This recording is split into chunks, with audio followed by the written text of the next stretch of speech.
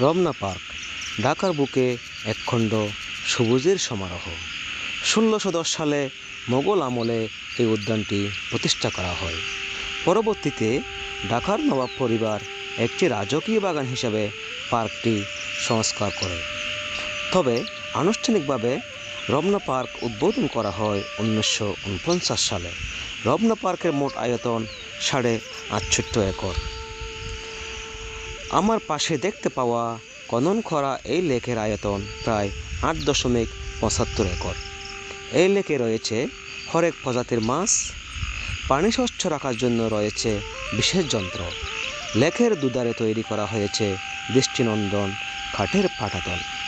এই পার্কের মনোমুগ্ধকর সৌন্দর্য ও চোখ জুড়ানো পরিবেশ স্মৃতিময় করে রাখতে প্রতিদিন বহু দর্শনার্থী এখানে ছুটে আসেন। পার্কে রয়েছে মোট ৯টি গেট, যার মধ্যে 5টি ব্যবহৃত হয় দর্শনার্থীদের জন্য।